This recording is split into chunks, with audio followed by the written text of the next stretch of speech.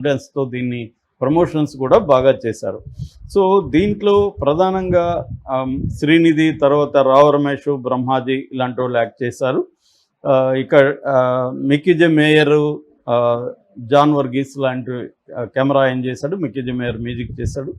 So దీని కథ వస్తే 44 ఏళ్ళు వయసున్న అర్జున్ సర్కార్ అనే ఒక కాపు, అతను క్రైమ్ని ఎంత వైలెంట్గా డీల్ చేస్తుంటాడు అనేది మనం చూస్తాం అన్నమాట.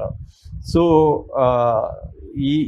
ఈ 2 హిట్ 1 అండ్ హిట్ సినిమాల్లో లేని ఒక భయంకరమైన వైలెన్స్ దీంట్లో ఉంది. ఈ మధ్యకాలంలో ఏంటంటే వైలెన్స్ ఎంత ఎక్కువగా ఉంటే మాస్ అంత బాగా చూస్తున్నారని కావాలనే వైలెన్స్ని పెంచేస్తూ ఉన్నారు. మనకి డోసులు యానిమల్ సినిమాలో కావచ్చు, తర్వాత వచ్చిన మార్కో మలయాళం సినిమా కావచ్చు, ఇదంతా ఏంటంటే అతి భయంకరమైన వైలెన్స్ని స్క్రీన్ మీద చూపించడం అనేది పెరిగిపోయింది. దీంట్లో కూడా నాని మామూలుగా అయితే ఫ్యామిలీ హీరో, అట్లాంటి వ్యక్తి దసరా తర్వాత నుంచి ఒక వైలెంట్ హీరోగా మారిపోవడానికి ట్రై చేస్తున్నట్టుగా మనకు కనబడుతుంది. దీంట్లో కూడా వైలెన్స్ విపరీతంగా ఉంది. సో ఇటువంటి వైలెంట్ కాపుని ఛాలెంజ్ చేసే విధంగా ఒక సీరియల్ కిల్లర్ నానికి పోటీగా వస్తాడు, రంగంలోకి వస్తాడు.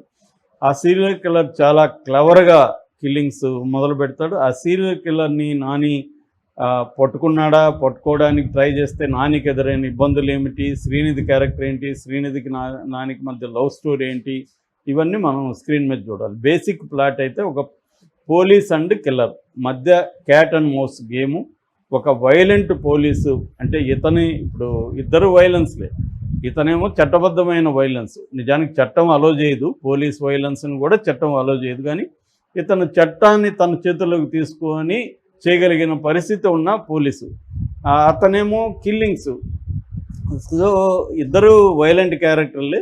దాన్ని ఎలా డీల్ చేశారనేది బేసిక్గా సినిమా ప్లాట్ అన్నమాట. సో దీన్ని స్క్రీన్ ప్లేలో చెప్తున్న, ఎందుకంటే ఇలాంటివి కొన్ని వందలు వేలు వచ్చేసాయి ఇంటర్నేషనల్గా తీసుకున్నప్పుడు. ఈ సీరియల్ కిల్లర్ సినిమాలు వందలు వేలు వచ్చాయి. మన ఇండియాలో కూడా ఈ మధ్యకాలంలో బాగా పెరిగిపోయినాయి. అటువంటిది ఒక నలిగిపోయిన సబ్జెక్ట్ని తీసుకొని చేసేటప్పుడు చాలా ఛాలెంజింగ్గా ఉంటుంది.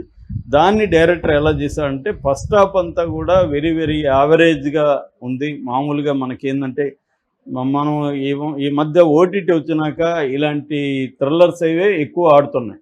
సో థ్రిల్లర్స్ చూడడంలో ఎక్స్పర్టైజ్ ఆడియన్స్కి వచ్చేసింది. కాబట్టి థ్రిల్లర్స్లో ప్రాబ్లం ఏంటంటే యాంటిసిపేషన్ ఆఫ్ ద ఆడియన్స్ అంటారు. హిచ్కాక్ స్టేట్మెంట్ ఇది. రైటర్ అనేవాడు ఏం చేయాలంటే ఆడియన్స్ ఇక్కడ ఏమి యాంటిసిపేట్ చేస్తారో నువ్వు యాంటిసిపేట్ చేయాలి. ఒక్కొక్కసారి ఆడియన్స్ అనుకున్నది పెట్టాలి, ఎందుకంటే వాళ్ళని ఈగోని సాటిస్ఫై చేయాలి. ఒక్కొక్కసారి సర్ప్రైజ్ చేయాలి, వాళ్ళ ఈగోని హర్ట్ చేసి సర్ప్రైజ్ చేస్తే కూడా వాళ్ళు ఆనందిస్తారు. సో ఇది theory, Hitchcock thriller theory, anticipating the anticipation of audience. అట్లా ఇక్కడ ఇతను ఫెయిల్ అయినాడు. ఫస్ట్ హాఫ్ అంతా కూడా వెరీ ప్రిడిక్టబుల్, రొటీన్గా ఉంది. ఇంటర్వెల్ పాయింట్ పర్వాలేదు. దాని తర్వాత సెకండ్ హాఫ్ కూడా రొటీన్గానే తీసుకెళ్ళాడు. కానీ లాస్ట్ 30 minutes అది కూడా స్క్విడ్ గేమ్ నుంచి లేపేశాడు.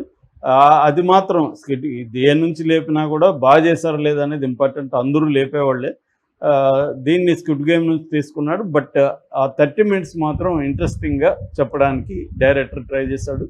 సో అక్కడ సక్సెస్ అయ్యాడని చెప్పొచ్చు. ఆ 30 minutes లేకపోతే సినిమా బోర్ కొట్టేసేది. సో ఆ 30 minutes సినిమాని నిలబెట్టింది.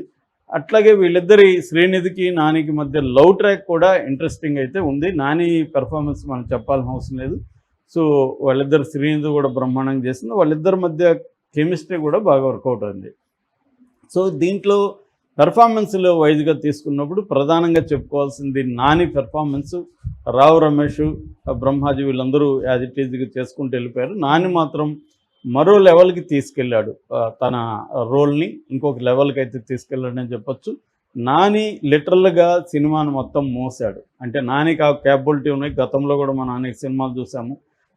నాని సినిమాని కంప్లీట్గా మోయగలడు. ఈ సినిమాను కూడా నాని మోసాడు. అట్లాగే డైరెక్టర్ కూడా చాలా చోట్ల చాలా కొన్ని సీన్లలో ఒక డైరెక్షన్ చాలా బాగుంది ఇక్కడ అన్న ఫీల్ని అయితే క్రియేట్ చేయగలిగారు.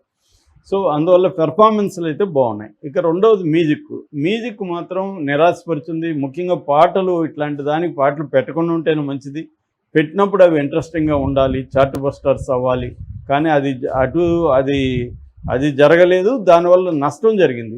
మనకి బ్రేక్ అవుతున్న అనవసరంగా ఇక్కడ పాట ఎందుకురా పెట్టారో అన్న ఫీలింగ్ అయితే మనకు వస్తుంది. అట్లాగే బ్యాక్గ్రౌండ్ స్కోర్ కూడా థ్రిల్లర్లకి బ్యాక్గ్రౌండ్ స్కోర్ చాలా ఇంపార్టెంట్.